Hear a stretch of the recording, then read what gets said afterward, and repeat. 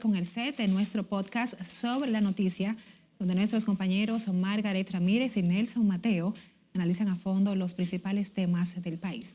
Adelante, buenas tardes, chicos. Así es, Graciela, aquí estamos preparados, listos, a la espera de tu banderazo para continuar con esta programación y el inicio de nuestro espacio sobre la noticia.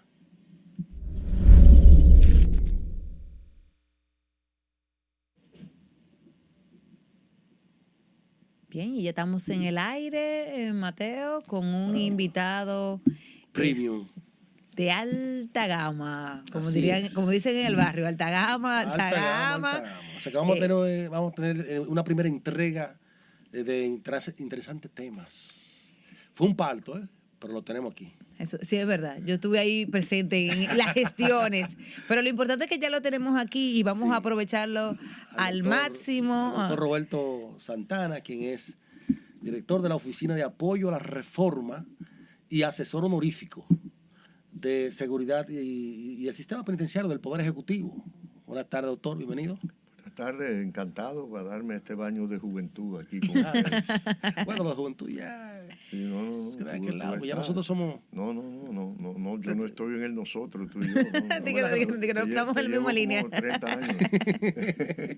Eres de la juventud activa. Amén. Doctor,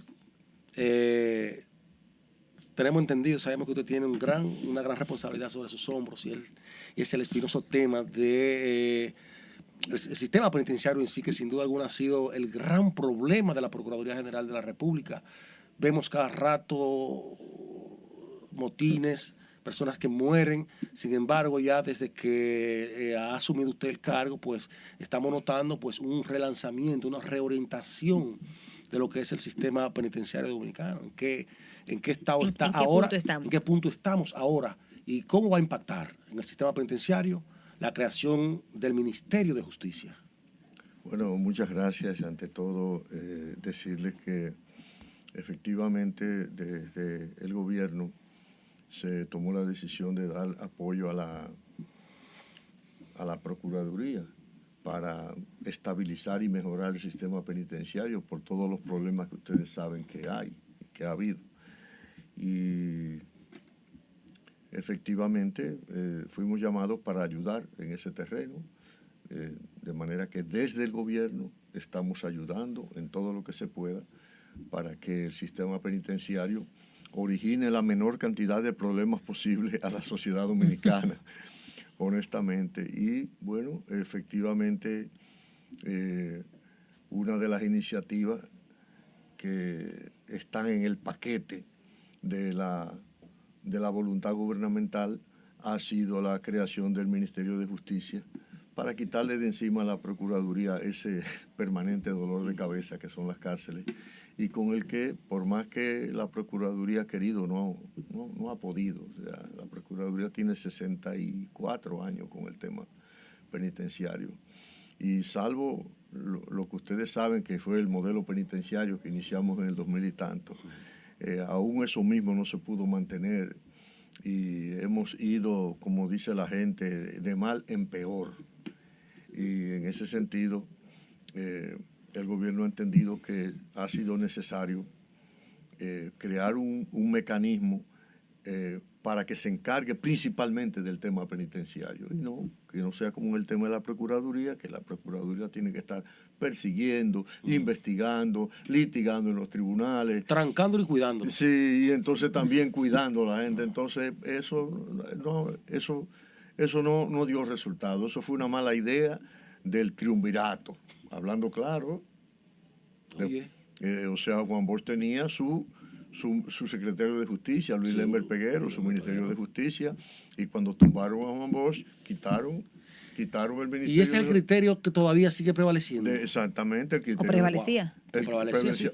El criterio del triunvirato, de tirarle abajo, además de todo lo que tiene encima la Procuraduría le tiraron encima, que yo digo que no fue encima, sino abajo, porque nunca ha tenido una prioridad el tema de la el tema penitenciario, el tema de las cárceles, el tema del personal de ¿Por las qué, cárceles, de la Roberto? reinserción. Es una decisión desacertada de un gobierno autoritario, de un gobierno de facto que no tenía como objetivo principal el atender a la gente, no tenía como objetivo principal la democracia, no tenía como objetivo principal la seguridad de los ciudadanos. Esa es la verdad, sino el enriquecimiento y de grupos pequeños, ¿verdad?, que fueron los que tumbaron a Juan Bosch, y el atender un gobierno democrático que todo el mundo se ha pasado la vida añorando ese tema del gobierno democrático. Quizá demasiado democrático para el momento que se vivía. Bueno, no pudo sobrevivir, y efectivamente esos grupos rancios del país en ese momento fueron los que disolvieron el Ministerio de Justicia y pusieron los penitenciarios ahí como cualquier cosa debajo de Procuraduría, y la historia nos ha cobrado caro. Con Y creces, sí. Nos ha cobrado con creces. Salen peores. No, Tú entras ahí con una licenciatura y sales con un PhD en delincuencia. Incendio en Higüey hace unos cuantos años, 136 muertos. Incendio en La Victoria el año pasado, 13 muertos, etcétera, etcétera, parábolas. En el 15 de Asua, un delincuente con una pistola apuntándole al director en su oficina. Sí, Eso sí, fue, sí, creo claro. que hace una Hace unos cantidad de meses, meses. Y bueno, yo creo que finalmente le llegó el momento a este tema, y la misma Procuraduría va a salir beneficiada. La misma magistrada ha estado apoyando eso. Les conviene salir de le ese conviene problema. para concentrarse en el tema. Eso no quiere decir que no haya grupos en el Estado a los que no le convenga ese tránsito. Explícame eso. Claro, porque yo te digo, todo ese desorden que hay en las cárceles tradicionales y que ha habido, La Victoria y la qué sé yo cuál, ¿tú crees que eso no tiene dolientes? Eso tiene dolientes. ¿Cuánto deja en términos Ahí económicos? adentro, bueno, se ha hablado de cifras, pero cualquier cifra que se diga es una cifra de una certidumbre escasa, porque son cosas que se manejan bajo cuerda. ¿Tú entiendes? Si entran armas, eso hay que pagarlo. Si entran celulares, hay que pagarlo. Si entran parábolas, hay que pagarlo. Claro. Sí, perdóneme que usted es una dama. Si entran mujeres, hay que pagarlo. O sea, Sí. Es una realidad. Pues sí, entonces Eso cuesta. Lo que hay que preguntar hasta cuáles gavetas llega eso. doctor, ¿Me doy a entender? ¿Cuáles gavetas ¿Hasta llega? cuáles gavetas? Entonces esas gavetas a las que le llega eso y que le perjudica, que se va a acabar ese negocio, a eso es lo que le duele el pelado. Esas gavetas no quieren que saquen los presos de La Victoria para las parras, no quieren que saquen los presos de las cárceles tradicionales para sitios reformados, etcétera, pero el tiempo se le terminó por decisión Roberto, que tú estás colectiva del Estado Dominicano, del gobierno, de la Procuraduría y de la abrumadora mayoría de dominicanos y dominicanas, que estábamos hartos de ese tema ya. Pero hay ese nivel de rebelión contra la segunda ola de reforma penitenciaria. Claro. La estás enfrentando. ¿Y cómo estás? Siempre la ha habido. Ellos no tienen escapatoria con nosotros, porque lo que se necesitaba era que el Estado estuviera unificado, y la primera voluntad que tenemos es la del mismo presidente de la República. Entonces, si el presidente de la República está en eso, tú viste que el mismo Congreso, hasta unanimidad, aprobó el Ministerio de Justicia. La magistrada Jenny está apoyando eso. O sea, como dice la gente, si Dios está con nosotros, ¿Quién contra mí? ¿Quién contra nosotros? O sea, que eso va, eso Podríamos decir ya eso no tiene opción. que en los próximos meses estamos viendo los primeros resultados de este proceso de reforma, don Roberto. Sí, en términos de traslados, efectivamente, y habrá más, pero desde antes, desde el año pasado ya estamos empezando a ver, porque a raíz de lo que pasó en La Victoria, del incendio, el presidente llamó a que le sometiéramos un plan de reforma, que era lo que se necesitaba. ¿Qué tan amplio es? Y me llamó, bueno, lo abarca todo. Abarca todas las prisiones tradicionales que están en recintos militares y policiales. Todos van a pasar a ser centros correccionales manejados por personal civil. Que, por cierto, había funcionarios en Procuraduría del 20 al 24 que se oponían. ¿Cómo? Sí. Por suerte Jenny lo sacó ahora. Sí. Pero Y yo le dije, sácalo también, hablando claro. ¿Para qué más cárcel? Le digo, o sea que tú lo que quieres, ustedes lo que quieren es que la República Dominicana siga como Cenicienta, teniendo a sus privados de libertad dentro de recintos militares, dentro de recintos policiales, cosa que no ocurre en ningún lugar en el mundo, y ustedes dicen que es que queremos construir más cárceles. No, no es construir más cárceles, es que eso no son cárceles propiamente. Hay que sacar a los privados de libertad de esa fortaleza y de esos recintos policiales y ponerlo en cárceles verdaderas. Pero se fueron con toda su gaveta. Se fueron. Hey. Se fueron. Y por ahí es que vamos. Y déjame decirte, este no es un tema de confrontar ni nada por el estilo. De hecho, ojalá que cada vez tengamos más sectores a favor. Pero lo cierto es que lo que pasó en estos 64 años con el sistema penitenciario, la República Dominicana tenía que cobrárselo al sistema político, porque fue un producto del sistema político llevando incorrectamente un tema como el penitenciario que compromete a la seguridad ciudadana, a la tranquilidad de la familia, Definitivamente. que promueve la corrupción, que vulnera los derechos humanos, que impide la reinserción social de las personas que salen en libertad, porque ¿cómo se van a reinsertar si lo que están aprendiendo ahí es a cometer más delitos? Es decir, había que pasar esa página y acabamos de pasarla. ¿Cuáles serían esos primeros puntos concretos que vamos a ver, don Roberto, de la reforma? Sobre todo San Juan, con 900 privados de libertad, un centro con capacidad para 900 privados de libertad. Eso lo vamos a estar entregando en unos 4 meses, 5 meses máximo, y que se ha estado trabajando duramente en eso, de manera que por fin serán sacados los privados de libertad de la fortaleza militar de San Juan de la Maguana, de la Tercera Brigada, donde de manera inadecuada y a través de décadas estaban conviviendo ahí los privados de libertad con los soldados, con los fusiles, con los cañones, con los tanques. Por Dios, por fin estamos cerrando ese capítulo. Por igual en Higüey, un centro también nuevo con capacidad para 574. Ese Higüey, en cuya cárcel preventiva, que está en medio de la ciudad, frente al Palacio de Justicia, se quemaron 136 hace 13 o 14 años. 13 seres humanos, 13 hijos de Dios se quemaron ahí. Bueno, pues eso se va a entregar en 3 meses, se va a entregar entre noviembre y diciembre. Y en el tema de la Victoria, ya en este mes se entrega la primera fase con capacidad para 2.400 privados de libertad. Bueno, tenemos un lío de unas lluvias que se han anunciado ahí, porque resulta que aparte de las ondas tropicales y todo lo que tú quieras, eso lo construyeron en un lugar donde dice Medio Ambiente que llueve de 19 a 22 días cada mes. De 19 a 22 días cada mes. Ahí construyeron eso, cerca de Vallaguana, por allá, con privados de libertad que son de aquí, de la provincia y de aquí de la capital, para venir todos los días los preventivos aquí al Palacio de Ciudad Nueva, desde Vallaguana. Un crimen, prácticamente un crimen.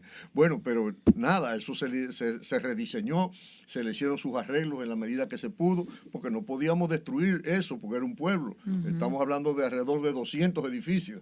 Wow. ¿De acuerdo? Entonces, vamos a empezar ya a entregar esto en este mes. El gobierno dispuso el dinero y por igual vamos a inaugurar, que está prácticamente lista, a tiro de 4 o 5 semanas en Barahona, para menores de edad. Y si tú sumas en total, nosotros estamos sacando del sistema tradicional 4.000 privados de libertad de un solo viaje. Y el año que viene vamos a llevar 10 prisiones más al sistema nuevo, no 10, sino 6 del sistema tradicional al sistema reformado y 4 que están en el sistema reformado, pero se han deteriorado un poco y hay que remodelar. Ese amplio proceso, en su primera etapa, ¿cuánto asciende económicamente?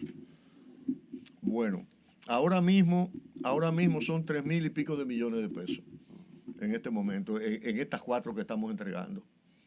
Doctor, el simple hecho de trasladar a esos presos que están en algunos sitios... Pero disculpa un segundito. La gente a veces le suena, dice, pero ¿por qué es que están metiendo dinero en ese tema de los delincuentes? Yo tengo que explicarlo.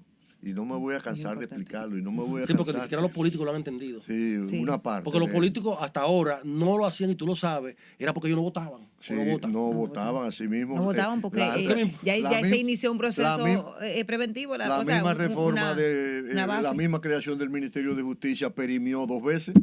O sea, pasaron 3 periodos legislativos y ellos lo dejaban dormir hasta que le dijimos, bueno, vamos arriba, vamos a resolver esto, porque la inacción de ustedes está comprometiendo la tranquilidad y la seguridad ciudadana. Bueno, Ciertamente, claro que se sí. aprobó hasta por unanimidad en el Senado. Oye, bien, eso no estamos hablando de cualquier cosa. Entonces le quería decir sobre el tema del dinero, que la gente se queja históricamente en todos los países, no van a usar dinero mío en el tema del dinero de la gente. No están invirtiendo en mí, que estoy en libertad, Sí, ahora en un preso. sí, exactamente. Qué inhumano. Entonces, sí, esa es la reflexión superficial de la gente. Pero ¿qué sucede? Que esa persona privada de libertad, cuando salga, si sale mal, si no se le educa mientras está ahí, si no se le da condiciones y si no se le pone un régimen de disciplina y de obligaciones y de derechos, cuando esa persona salga, ¿cómo va a salir? Por Y ahí cuando va. esa persona sale a robar, a extorsionar, ¿A y quién afecta? ¿A quién va a robar? ¿A quién afecta? a esa sociedad que no quiere gastar un Claro, centavo. sí, ¿a quién afecta? Entonces yo le digo, no, vamos a hacer esa inversión. Lo que hay que garantizar es que los gobiernos cumplan.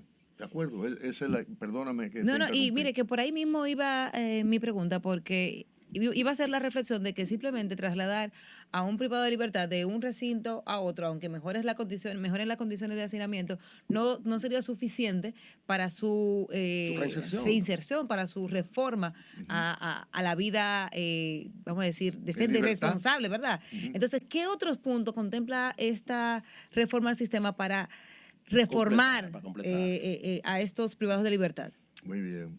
Es que precisamente como tú acabas de decirlo, no se trata de trasladarlo de un lugar a otro, sino que desde el año 2003 nosotros creamos un modelo que se llama el nuevo modelo penitenciario, reconocido por Naciones Unidas. Y sobre la base de ese reconocimiento se creó aquí en la República Dominicana el Centro de Excelencia para la Reforma Penitenciaria en América Latina, en la región.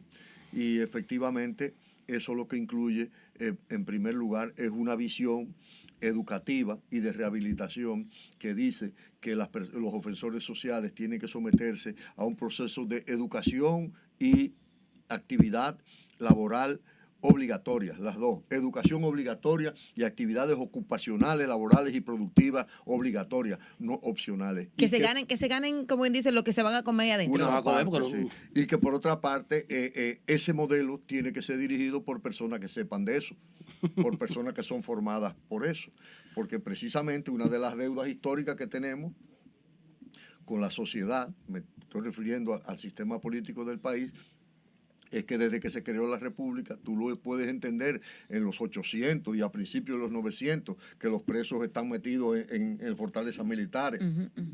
Juan Bosch, ¿dónde estuvo preso Juan Bosch? Estuvo preso en la fortaleza Osama. Y así porque era una fortaleza militar y después policial. Y así por el estilo. Pero no puede ser que en el siglo XXI usted siga teniendo a los privados de libertad cuidados por soldados que fueron formados para otra cosa, para la defensa nacional, o por policías que fueron formados para orden público y protección de propiedades. Entonces, ¿cuál fue la idea de nosotros? Vamos a formar un personal exclusivo que sepa trabajar con privados de libertad, no únicamente personal de seguridad, sino también educadores, psicólogos, médicos, tutores laborales, etcétera, abogados. Entonces, cuando armamos ese equipo multidisciplinario, fue que cuando la ONU vio que los primeros 7 centros se convirtieron en un ejemplo en el país, nos declaró como centro de excelencia. Entonces, cuando hablamos del traslado, lo que estamos hablando es de trasladarlo no únicamente de un establecimiento a otro, sino también los policías que estaban en la Victoria se quedarán ahí, o le buscarán oficio en el sentido de que los mandarán a hacer su trabajo policial, pero no van para Las Parras, para Las Parras va un personal formado en la escuela penitenciaria que dirige Gladys Sánchez. Muy bien formados esos muchachos, aunque siempre se puede mejorar las cosas, y eso es lo que va a pasar en San Juan, en Higüey y en Barahona. De manera que es un cambio completo, integral. Yo insisto con la pregunta de Margaret, que tiene mucha lógica, sobre todo en momentos de crisis. Te voy a decir por qué lo de la crisis económica. hay eso, hay el compromiso del gobierno de apoyarte a largo plazo en este amplio proceso de reforma con lo que tiene que ver con los recursos económicos que se necesitan para sostenerlo en el tiempo, esa preparación constante que deben tener esos muchachos, de manera que puedan salir de la cárcel ya con ese nivel de conciencia, con la reinserción que mandan las mismas leyes nacionales. Claro.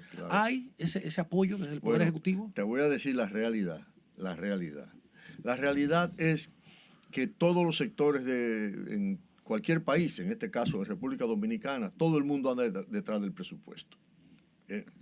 Y que los líderes políticos y los que están en los gobiernos atienden en función no únicamente de las prioridades, sino en función del que más grita y del que más exige. Así es. Que es el que más va a tener. Es como nos decían en nuestros pueblos, el niño que no llora, no mama. Pero tú tienes un equipo de Sí, escritores, sí. porque ahí tú tienes a Juan Dionisio Restituyo, Sí. que es un fajador en ese Sí, congreso. porque el gritón número uno soy yo. Eso te iba a decir. Es que es un tema tan complicado, y tal y como dijimos ahorita, que la misma sociedad, de una manera, hasta que cambie de parecer, no quiere que se invierta dinero en el tema. Cuando los gobiernos, en este caso, por ejemplo, Abinader, dice, no, vamos arriba, vamos con la reforma y que se destine el dinero. ¿Tú crees que él hace eso? Señores, le informo que le estoy destinando. ¿Tú has visto a Abinader hablando de esto en la semanal? Por ejemplo, no. Porque él sabe que a una parte de la gente este tema no le interesa, pero él tiene una conciencia completa de que si no atendemos este tema, entonces la sociedad viene y le pregunta, ¿y qué tú estás haciendo? ¿Qué pasó eso con la victoria y qué sé yo cuál? Entonces Que como quiere malo. que como quiere Que más. como quiere malo, Sí. porque al final, Sí. si tú no haces, Pero te tachan. Pero si haces, también te critico porque entonces estás usando lo Pero mío. esa es la ventaja, no porque Roberto está aquí, de tú tener al frente de un programa a alguien que sepa de eso. Porque si al presidente tú no lo convences, y no con muchas palabras, él no te va a respaldar. Pero tú tienes que creerte a lo que tú aspiras. Bueno, Tú quiero tienes que decir- saber defender Sí. tus metas, tus misiones. Sí, claro que sí. Y estoy seguro que... Y hablar con certeza, Con certeza y y con seguridad. conocimiento de lo que... Claro. Quiero decirle a ustedes que el tema penitenciario, cuando ha sido retomado ahora después del 24, porque en el 20 fracasamos, ahí nos quemamos, del 20 al 24 nos quemamos. ¿Y por qué? Procuraduría y el gobierno.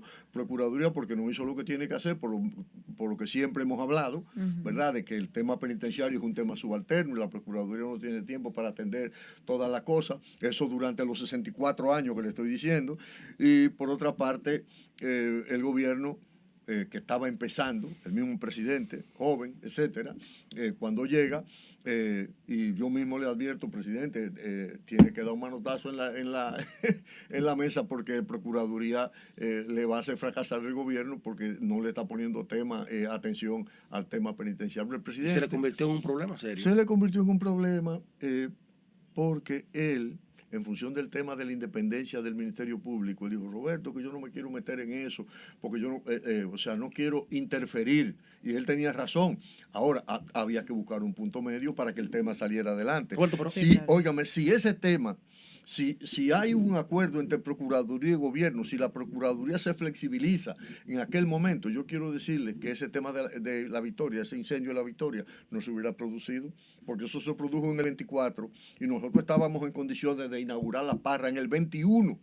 Wow. Hubiera sido trasladado todo en el 21, ¿de acuerdo? Pero producto de esa falta de coordinación institucional y ese bloqueo que hubo al tema penitenciario del 20 al 24 en la Procuraduría, Que era una propuesta tuya. claro, donde incluso, oigan esto, donde incluso el presidente que se le pidió dinero, lo mandó a Procuraduría, yo mismo se lo pedí. Presidente, ¿cuánto que necesita para terminar las Parras? ¿Y qué se hizo ese dinero? Espérate, yo le dije, son 288 millones de pesos y que de línea Ascensión resuelve el tema de los accesos, porque había un problema con los accesos. En total eran unos 600 millones de pesos de esa época, es decir, del 2020. ¿Qué hizo la Procuraduría? Se lo devolvió el dinero, A la presidencia. se lo devolvió.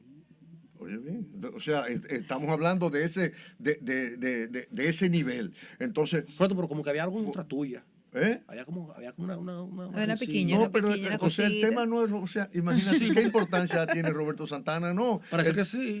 No, el tema son los intereses.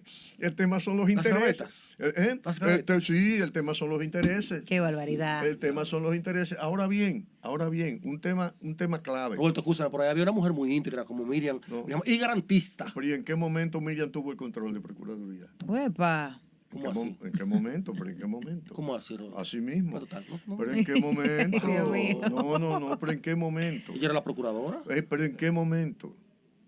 ¿En qué momento? Dime en qué momento tú sientes que ella tuvo el control. Ay, Dios mío. Bueno, entonces voy a decir lo siguiente, retomando el tema del gobierno y de la reforma penitenciaria. El presidente ha dispuesto lo que ha dispuesto, yo le he planteado y él ha aceptado que en este tema no puede estar involucrado únicamente el gobierno, que hay que involucrar a todos los poderes del Estado y que aparte del Estado, al Estado hay que vigilarlo. Al Estado, a los funcionarios, a los jueces, a los fiscales y a los políticos y a los legisladores. Hay que ir a la presidencia, a todo el mundo hay que vigilarlo para que las cosas se cumplan. Y también hay que hacer esto en un esquema de consenso. Por eso yo me he reunido con todo el mundo y lo he hablado con él. Yo me he reunido con Leonel, yo me he reunido con Vincho, yo me he reunido con Dante. Estoy hablando de gente de diferentes partidos, Leonel de la Fuerza del Pueblo, Dante, el jefe jurídico del PLD. Yo me he reunido con todo el mundo y me reúno con Iglesia y me reúno con todo el mundo para sacar esto adelante. Y además de eso, hemos constituido comité provincia por provincia para que esas provincias ayuden al tema, vigilen que la cárcel les vaya bien, pero que vigilen al gobierno también para que cumpla. Bueno, esos son comités independientes donde no puede haber ni dirigentes políticos principales ni funcionarios del gobierno, para que no vengan a decir, aquí no se puede hablar contra el gobierno, no. Esos son comités independientes y así lo tengo en Higüey y en una cantidad de lugares. El Torito me ayudó en Bonao, Marte me ayudó en, ¿cómo se llama? En el senador Marte. Antonio Marte. Antonio Marte y así por el estilo. Tú le estás gritando a todo el mundo. Ahora bien, ellos me han ayudado en eso, pero ellos no son parte de los comités. No. Ellos son asesores, que los llamamos cuando se necesita. El presidente ha estado apoyando todo eso. ¿De acuerdo? Eso era ahora, tú dices, bueno, pero Roberto, tú estás diciendo que el presidente está haciendo muchas cosas, sí, pero como dice claramente aquí, amistosamente, pero lo estamos vigilando. No dije que la familia, que yo también lo estoy vigilando, para que el hombre no se me eche para atrás o no le informen, o no le metan unos informes de que, mira, ya no vamos a seguir con esto. Y de que una cizaña por ahí para echarle para atrás. Hemos tenido un apoyo total, y no únicamente de él en términos individuales, sino de una serie de ministerios clave, y te los voy a mencionar. Onofre, en el Ministerio de Defensa. Tengo 3 dependencias de Onofre metidas de cabeza en el tema, por ejemplo, de la reforestación con los privados de libertad en las montañas, en las grandes cuencas, en Nizao. Está llevando los reclusos. Sí, por una semana durmiendo allá. Y sube un grupo y baja otro grupo y sube otro. ¿Y cómo ha sido el proceso? No ha habido ningún intento de fuga. Porque son gente evaluada primero. ¿Alrededor de cuánto tú has logrado? ¿Cómo? ¿Cuánto se ha llevado? Bueno, 300, alrededor de 300. Hemos empezado con grupos pequeños y vamos a seguir ahora con, eso fue en Nizao, que tiene, como ustedes saben, la presa de Higüey, Aguacate, Valdesia y Las Varías. Y por otra parte, me está ayudando Onofre, aparte de ese tema de la reforestación, me está ayudando con las escuelas vocacionales de las Fuerzas Armadas. Roberto, escúchame. Y aparte de eso, una dirección que se llama Dirección de Comunidades Fronterizas, que tienen granja de pollo, que tienen conejos, etcétera. Y estamos en proceso de apoyar al sistema, instalando todo eso en todos los lugares. Cosa mía, tú le estás cobrando. Y el hijo de Atuey también me está ayudando. Y Guido me está ayudando también. Todo. Tú le estás cobrando a los reclusos la comida que le dan el sitio penitenciario. ¿O está poniendo a trabajar? No se le está cobrando, pero tienen que estudiar y trabajar. Sí, o por su cobro. Esa es la línea, y hay que decir honestamente que donde está el modelo reformado, el tema sale adelante. A veces la gente, cuando pasa algo, la gente dice, esas cárceles no sirven. No, regularmente donde ocurren las cosas, donde ocurren las cosas que no deben ocurrir, en las tradicionales, que son 19, 12 en el ejército y 12 en la policía. No critico al ejército ni critico a la policía. ¿Por qué? Porque ellos lo han puesto a jugar un papel que no le toca. Esos policías lo que hay que sacarlo de todas esas cárceles y ponerlo a patrullar. Esos soldados lo que hay que mandarlo mandarlo para la frontera y mandarlo a hacer su trabajo, no metido en cárceles. No hacen nada ahí, más que probablemente hasta dañarse. Ante tu pregunta, El presidente acaba de emitir un decreto en el que acaba de designar al señor al ex senador de la hermana Mirabal, Luis René Canaán Roja, designándolo como director ejecutivo de la ARS SECMA, un ex dirigente del PLD. El SECMA. El SECMA. Ya veré ahorita, los Ah. PRMistas Sí, haciendo bembita. haciendo sí, yo hasta los bembita y entiendo, hombre. griteando. Ese no es mi tema. No, eso fue un... Eso no es mi tema. Yo tema- conozco a Canán. No, extraordinario. Igual que el tema de Magín. Que la gente se quejaba de Magín. No, que Magín, que lo designó en el lugar de Hochi, De Hochi. en el Ministerio de Hacienda. Yo conozco Ministerio de familia- Economía, a sí, Magín Hacienda y y conozco Economía. su familia. Y su papá y su tío fueron profesores y funcionarios de la UAS. Amigos míos.